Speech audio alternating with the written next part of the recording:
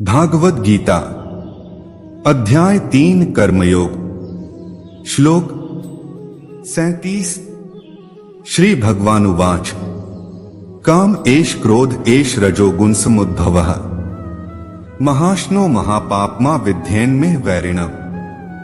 भावार्थ, श्री भगवान ने कहा, हे अर्जुन, इसका कारण रजोगुण के संपर्क से उत्पन्न काम है, जो बाद में क्रोध का रूप धारण करता है और जो इस संसार का सर्वभक्षी पापी शत्रु है।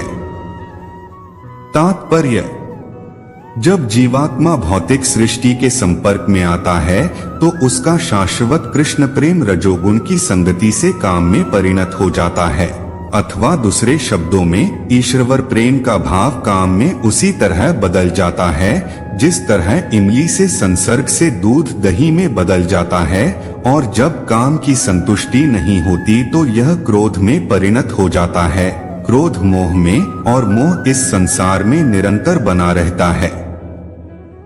आत्म जीवात्मा का सबसे बड़ा शत्रु काम है, और यह काम ही है जो विशुद्ध आत्मा को इस संसार में फंसे रहने के लिए प्रेरित करता है। क्रोध तमोगुण का प्राकट्य है। ये गुण अपने आप को क्रोध तथा अन्य रूपों में प्रकट करते हैं। आत्थ यदि रहने तथा कार्य करने की विधियों द्वारा रजोगुण को तमोगुण में न गिरने देकर सतोगुण तक ऊपर उठाया जाए तो मनुष्य को क्रोध में पतित होने से आध्यात्मिक आसक्ति के द्वारा बचाया जा सकता है। अपने नित्य वर्धमान चिदानंद के लिए भगवान ने अपने आप को अनेक रूपों में विस्तरित कर लिया और जीवात्माएं उनके इस चिदानंद के ही अंश हैं। उनको भी आंशिक स्वतंत्रता प्राप्त है, किंतु अपनी इस स्वतंत्रता का दुरुपयोग करके जब वे सेवा को इंद्रिय सुख में बदल देती हैं तो वे काम की चपेट में आ जाती हैं। भगवान ने इस सृष्टि की रचना जीवात्माओं के लिए इन कामपूर्ण रुचियों की पूर्ति हेतु सुविधा प्रदान करने के निमित्त की, और जब जीवात्माएं दीर्घकाल तक काम कर्मों में फंसे रहने के कारण पूर्णतया ऊब जाती हैं तो वे अपना वास्तविक स्वरूप जानने के लिए जिज्ञासा करने लगती हैं। यही जिज्ञासा वेदांत सूत्र का प्रारंभ है, जिसमें यह कहा गया है, अथातो ब्रह्म जिज्ञासा, मनुष्य को परम तत्व की जिज्ञासा करनी चाहिए। और इस परम तत्व की परिभाषा श्रीमद् भागवत में इस प्रकार दी गई है, जन्माद्यस्य यतोन्वयादितरतश्च, सारी वस्तुओं का उद्गम परब्रह्म है। आथ काम का उद्गम भी परब्रह्म से हुआ।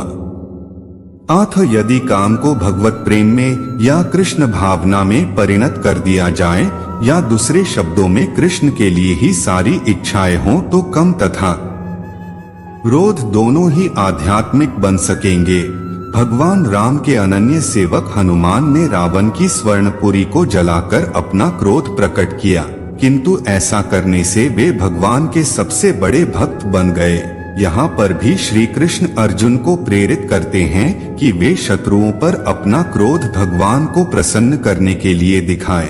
आथ काम तथा क्रोध कृष्ण भावनामृत में प्रयुक्त होने पर हमारे शत्रु न रहकर मित्र बन जाते हैं। अध्याय 3 कर्मयोग श्लोक 38 धूमेनाव्रियते वह्निर्यथादर्शो मलेन च यथोल्बेनावृतो गर्भस्तथा तेनेदमावृतम। भावार्थ, जिस प्रकार अग्नि धुएं से, दर्पण धूल से अथवा भ्रूण गर्भाशय से आवृत रहता है, उसी प्रकार जीवात्मा इस काम की विभिन्न मात्राओं से आवृत रहता है। तात्पर्य, जीवात्मा के आवरण की 3 कोटियां हैं जिनसे उसकी शुद्ध चेतना धूमिल होती है। यह आवरण काम ही है जो विभिन्न स्वरूपों में होता है, यथा अग्नि में धुआं, दर्पण पर धूल तथा भ्रूण पर गर्भाशय। जब काम की उपमा धूम्र से दी जाती है तो यह समझना चाहिए कि जीवित स्फुलिंग की अग्नि कुछ अनुभवगम्य है। दूसरे शब्दों में, जब जीवात्मा अपने कृष्ण भावनामृत को कुछ प्रकट करता है तो उसकी उपमा धुएं से आवृत अग्नि से दी जाती है। यद्यपि जहाँ कहीं धुआं होता है वहाँ अग्नि का होना अनिवार्य है, किंतु प्रारंभिक अवस्था में अग्नि की प्रत्यक्ष अभिव्यक्ति नहीं होती। यह अवस्था कृष्ण भावनामृत के शुभारंभ जैसी है। दर्पण पर धूल का उदाहरण मन रूपी दर्पण को अनेकानेक आध्यात्मिक विधियों से स्वच्छ करने की प्रक्रिया के समान है। इसकी सर्वश्रेष्ठ विधि है भगवान के पवित्र नाम का संकीर्तन। गर्भाशय द्वारा आवृत भ्रूण का दृष्टांत असहाय अवस्था से दिया गया है, क्योंकि गर्भस्थित शिशु इधर उधर हिलने के लिए भी स्वतंत्र नहीं रहता। जीवन की यह अवस्था वृक्षों के समान है। वृक्ष भी जीवात्माएं हैं, किंतु उनमें काम की प्रबलता को देखते हुए उन्हें ऐसी योनि मिली है कि वे प्रायः चेतना शून्य होते हैं। धूमिल दर्पण पशु पक्षियों के समान है और धूम्र से आवृत अग्नि मनुष्य के समान है।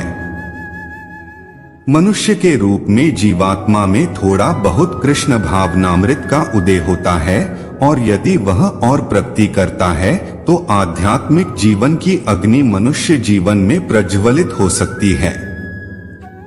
यदि अग्नि के धुएं को ठीक से नियंत्रित किया जाए तो अग्नि जल सकती है। अतः यह मनुष्य जीवन जीवात्मा के लिए ऐसा सुअवसर है जिससे वह संसार के बंधन से छूट सकता है। मनुष्य जीवन में काम रूपी शत्रु को योग्य निर्देशन में कृष्ण भावनामृत के अनुशीलन द्वारा जीता जा सकता है। अध्याय 3 कर्मयोग। श्लोक 39। आवृतं ज्ञान में तेन ज्ञानिनो नित्य वैरिणा कामरूपेण कौन्ते दुष्पूरेणान लेंच।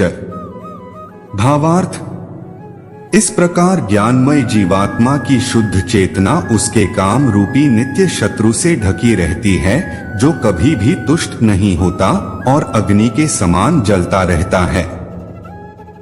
तात्पर्य, मनुस्मृति में कहा गया है कि कितना भी विषय भोग क्यों न किया जाए, काम की तृप्ति नहीं होती। जिस प्रकार की निरंतर ईंधन डालने से अग्नि कभी नहीं बुझती, भौतिक जगत में समस्त कार्यकलापों का केंद्र बिंदु मैथुन काम सुख है। अतः इस जगत को मैथुन्यागार या विषय जीवन की हथकड़ियां कहा गया है। एक सामान्य बंदी गृह में अपराधियों को छड़ों के भीतर रखा जाता है। इसी प्रकार जो अपराधी भगवान के नियमों की अवज्ञा करते हैं, वे मैथुन जीवन द्वारा बंदी बनाए जाते हैं। इंद्रिय तृप्ति के आधार पर भौतिक सभ्यता की प्रगति का अर्थ है इस जगत में जीवात्मा की बंधन अवधि का बढ़ाना। अतः यह काम अज्ञान का प्रतीक है, जिसके द्वारा जीवात्मा को इस संसार में रखा जाता है। इंद्रिय तृप्ति का भोग करते समय हो सकता है कि कुछ प्रसन्नता की अनुभूति हो, किंतु यह प्रसन्नता की अनुभूति ही इंद्रिय भोक्ता का चरम शत्रु है। हरे कृष्णा।